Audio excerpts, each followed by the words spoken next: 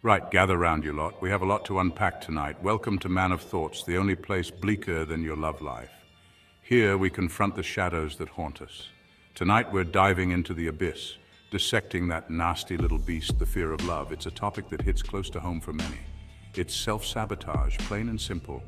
We build walls to protect ourselves, but those walls become our prisons. And trust me, I've seen enough to make your skin crawl. The fear of love can be paralyzing, leaving us isolated and alone. Imagine a bloke, let's call him John. He's a good guy, but he's trapped by his own fears. John fancies this bird, Sarah. Proper lass she is. She's everything he could want, but he's too scared to take a chance. But John, he's got more baggage than Heathrow Airport on a bank holiday. His past haunts him, and he can't let go. Past relationships, car crashes, every single one. Each failure adds another layer to his fear. So what does John do? He bolts. He runs away before he can get hurt again. Runs like a scolded dog before Sarah can even say hello. It's a defense mechanism, but it's also his downfall. Fear, see, it's a right bastard. It whispers lies and keeps us from what we truly want. Yeah, it's true. I've been there running before I even get a chance to know her. I run before I even get a chance to know her. It's like, why bother? It'll only end in tears. It's like, why bother? It'll only end in tears. The fear of rejection is too much to bear. Problem is, John's not alone. This fear is universal. We've all got a bit of John in us. That voice in our heads telling us to run, to hide, that voice whispering in your ear, don't bother, it'll only end in tears. It's a constant battle, but here's the kicker, that voice, it's a liar. Let's begin. Together we can face our fears and find the love we deserve. Let's talk about ghosts. Not the kind that go bump in the night, but the ones that haunt your thoughts. Not the Casper kind, mind you. These are the ghosts of memories, the echoes of what once was.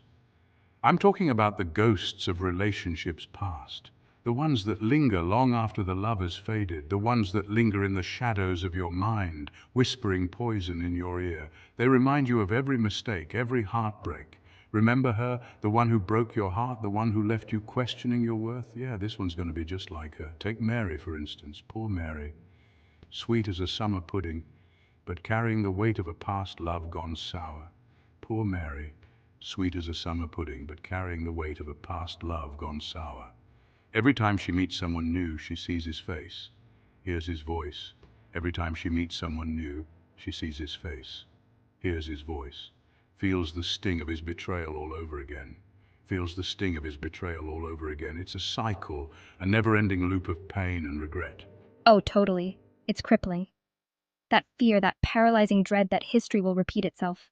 That fear, that paralyzing dread that history will repeat itself. It keeps you from moving forward, from finding new happiness. But here's the thing about ghosts, love. You gotta stop giving them the power to haunt you. They only have as much power as you allow them. You gotta stop giving them the power to haunt you. It's time to let go, to move on, and to reclaim your peace. We humans, we're funny creatures. We crave connection, intimacy. Yet we're also masters of self-sabotage. We build walls, towering fortresses around our hearts, all in the name of protection.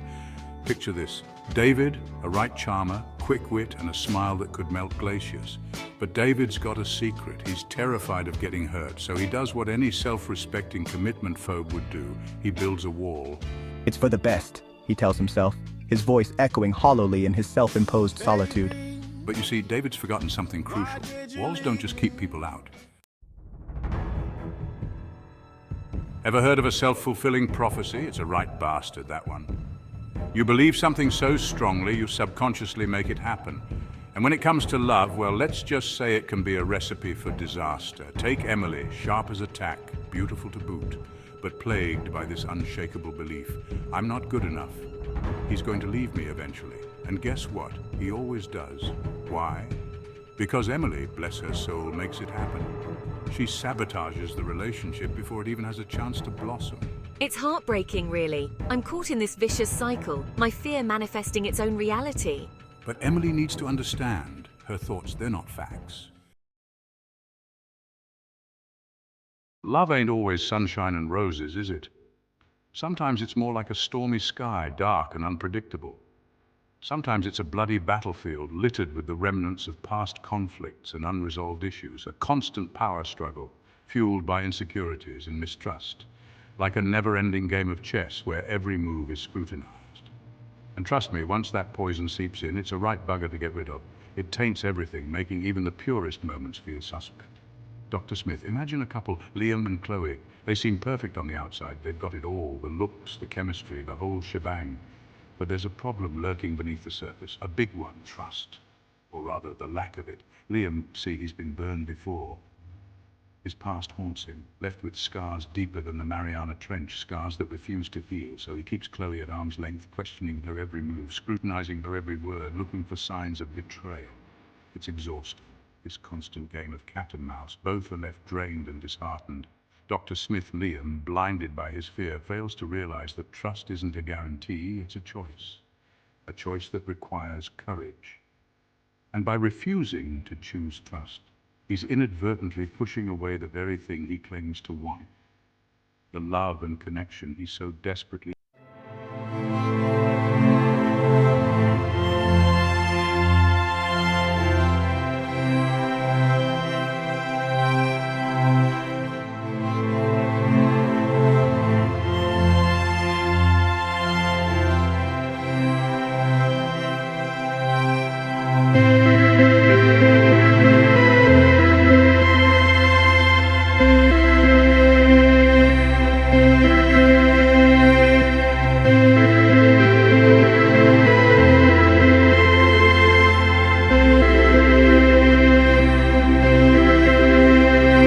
And then one day Ben is gone.